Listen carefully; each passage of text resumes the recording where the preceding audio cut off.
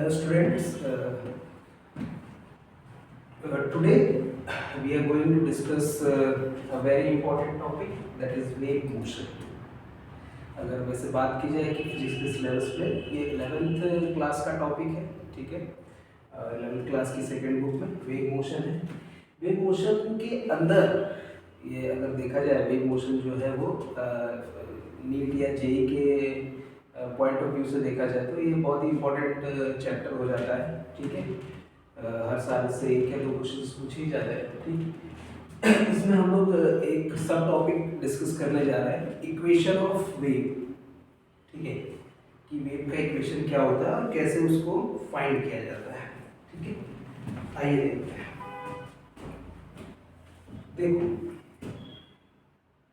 Wave की अगर हम बात करते हैं कि वेव क्या होता है, तो wave is a form of energy.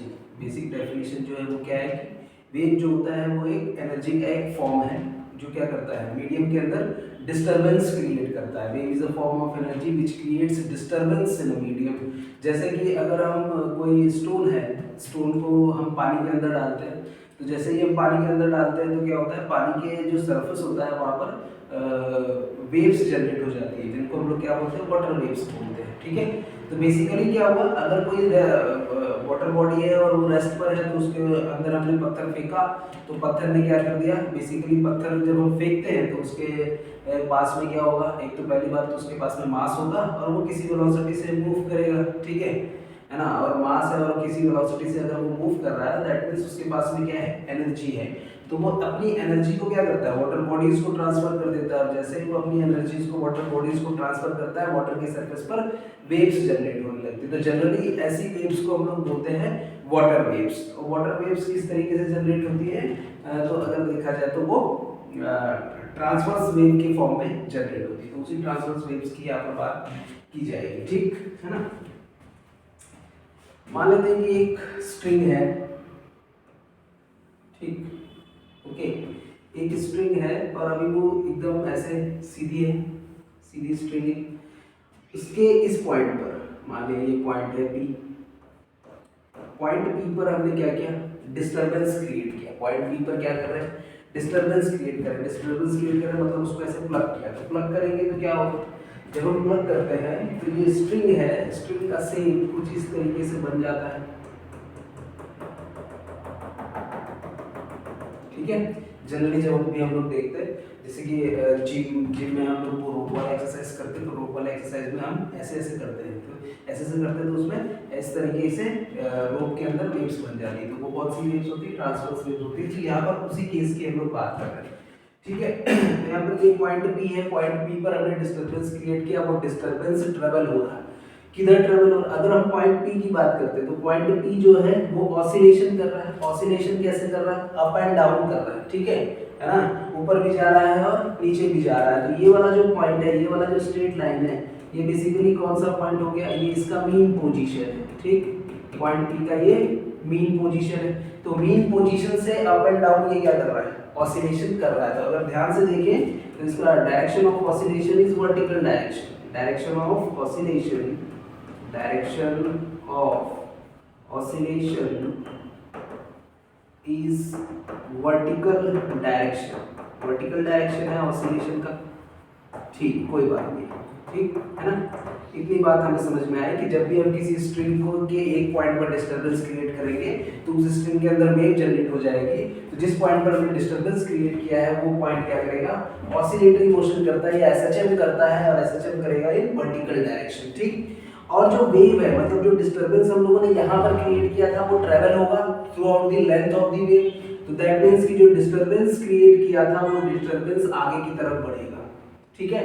मान लेते हैं कि ये डिस्टरबेंस जो आगे की तरफ बढ़ रहा है, जिसको हम लोग वेव बोल रहे हैं, वो v वेलोसिटी से बढ़ रहा है, ठीक है, v वेलोसिटी से बढ़ रहा है, ठीक। यहाँ पर इस पॉइंट पर मान लिया कोई पॉइंट, कोई पार्टिकल है, q पार्टिकल, ठीक है। ये जितना भी इंसिडेंट हुआ मान लेते हैं ये t1 टाइम पर हुआ, t1 टाइम पर, ठीक है।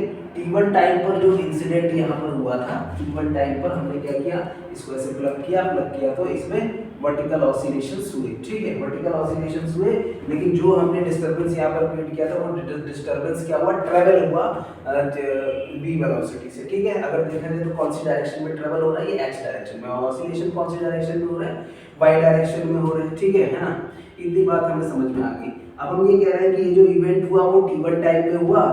अब t2 टाइम पर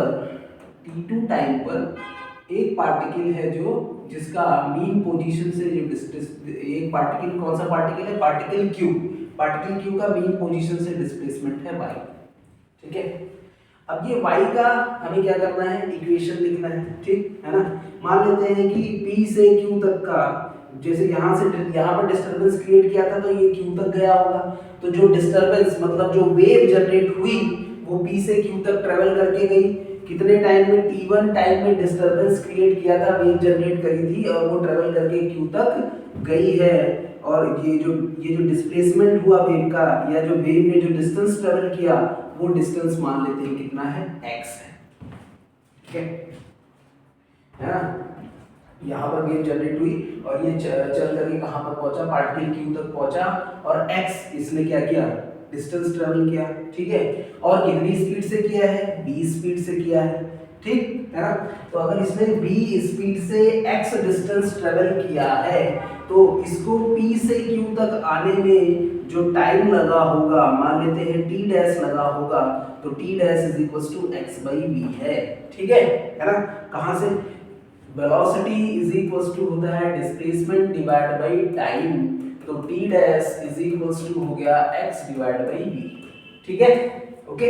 तो इतनी बात हमें समझ में आ गई कि t1 टाइम पर डिस्टरबेंस क्रिएट किया, इसमें ऑसिलेशन हो रहा है वर्टिकल डायरेक्शन में, वेव चल रही है फॉरवर्ड डायरेक्शन में, x डायरेक्शन में v स्पीड से, p से q तक जो वेव है उसने x डिस्टेंस ट्रेवल किया है और उसको टाइम लगा t डैश, ठीक है ना।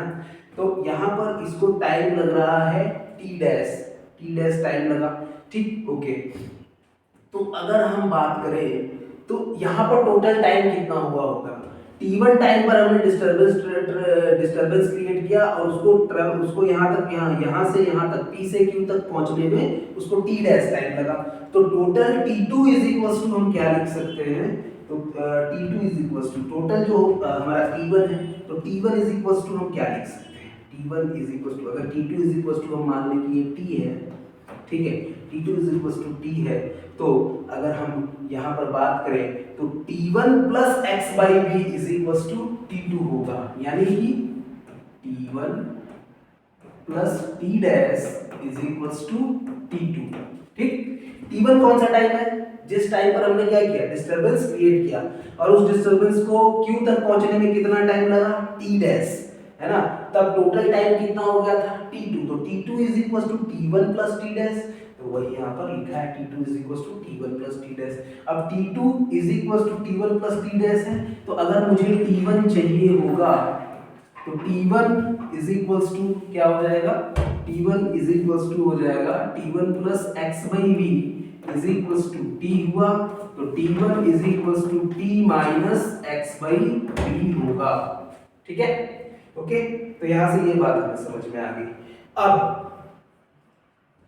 ये बात हमें समझ में आ गई कि t1 मतलब जब हमने डिस्टरबेंस क्रिएट किया तब जो टाइम है वो कितना है, t minus x by v है, ठीक है ना।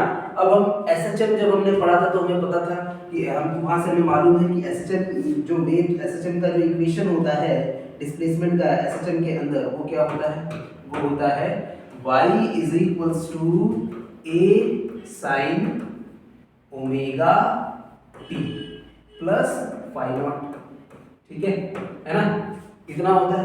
तो अगर हम देखें तो यहाँ पर अगर हम ये इक्वेशन, इसी इक्वेशन के अंदर हम क्या करेंगे, इस t डैश का वैल्यू रख देते या t1 का वैल्यू रख देते, तो y इज इक्वल्स टू हो जाएगा a sin omega t1 plus phi naught, तो y is equals to a sin omega और साथ में क्या आया t minus x by v plus phi naught, ठीक है, इतना। तो ये फॉर्म हमें मिल गया। तो बेसिकली जो इक्वेशन ऑफ वेव यहाँ पर हमें दिख रही है वो क्या दिख रही है, y is equals to a sin omega t minus x by v plus five naught, ठीक है। जहां पर y क्या है, y है डिस्प्लेसमेंट ऑफ द पार्टिकल। कौन से पार्टिकल का डिस्प्लेसमेंट, ये वाले पार्टिकल का, ठीक। y is displacement of the particle, a is amplitude and omega is angular frequency या angular velocity, t is time of travel, कितने टाइम के लिए ये ट्रेवल किया, ठीक है। और x क्या है, डिस्प्लेसमेंट ऑफ वेव, v क्या है, speed of wave and phi naught is initial phase of the wave. तो इसको ऐसे भी लिखा जा सकता है y is equals to a sin omega t minus omega x by v plus phi naught, ठीक है। ओमेगा बाई v को हम लोग लिख सकते हैं, omega by v can be written as k is wave number, इसको वेव नंबर बोलते हैं, और wave number is equals to होता है 2 पाई बाई लैम्डा। तो यहाँ पर जो हमारा वेव का इक्वेशन हुआ, जो वेव का इक्वेशन यहाँ पर बना, ठीक है, वेव का इक्वेशन, तो वेव का इक्वेशन बना y is equals to a sin omega t और इधर आ जाएगा माइनस के एक्स प्लस फाई नॉट, ठीक है, ओके। आई होप इतनी बात समझ में आई होगी। अब ये जो इक्वेशन है, ये किसका इक्वेशन है, तो ये उस पार्टिकल का इक्वेशन है जिसका डिस्प्लेसमेंट क्या है, y है, ठीक है। y डिस्प्लेसमेंट का ये क्या है, वैल्यू है किसी भी एक पार्टिकल का जिसमें वेव क्या कर रही है, ये पार्टिकल कौन सा है, जिस मीडियम में वेव क्या कर रही है, ट्रेवल कर रही है। तो जिस मीडियम में वेव ट्रेवल कर रही है, उस मीडियम के किसी पार्टिकल का डिस्प्लेसमेंट है किसी टाइम t पर, तो जिसको हम लोग क्या बोलते हैं, इक्वेशन ऑफ वेव बोलते हैं, ठीक है, ओके। अच्छा, अब इसके और भी फॉर्म हो सकते हैं, क्या, ओमेगा इज इक्वल्स टू अगर 2 पाई बाई कैपिटल T रखा जाए और k is equals to 2 pi by lambda रखा जाए, तो हम क्या लिखेंगे, y is equals to a sin omega t, यानी ओमेगा t यानी 2 pi by capital T into small t, ठीक है। उसके साथ में k का वैल्यू रख देंगे 2 pi by lambda into x plus phi naught, ठीक है।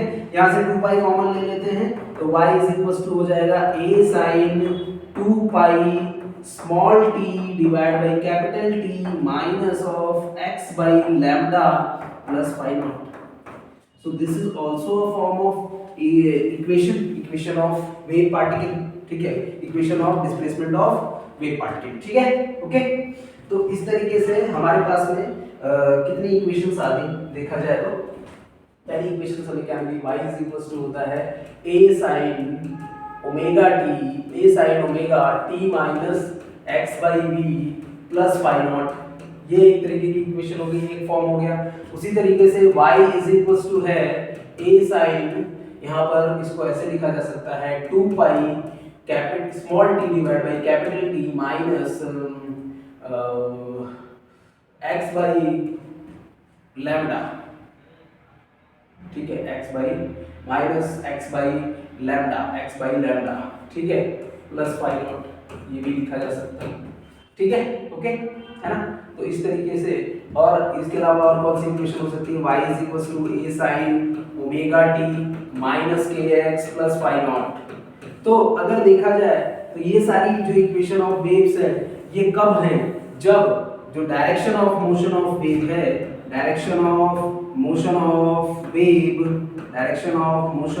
Wave must be in positive x direction, must be in positive x direction. ये पॉजिटिव x डायरेक्शन में वेव्स हैं, ठीक है। तो अगर वेव दूसरी डायरेक्शन में ट्रेवल कर रही, मान लेते हैं नेगेटिव x डायरेक्शन में ट्रेवल कर रही है, तो y इज इक्वल्स टू हो जाएगा a sin omega t plus kx plus phi naught, ठीक है। सो इसमें direction will be minus of x direction, ठीक है, नेगेटिव x डायरेक्शन में यहाँ पर वेव मूव करेगी। तो आई होप इतनी बात आपको अच्छे से क्लियर हो गई होगी कि इक्वेशन ऑफ वेव्स कहाँ से आता है, कैसे आता है, ठीक है, उसके और कितने कौन कौन से फॉर्म हो सकते हैं, ठीक है।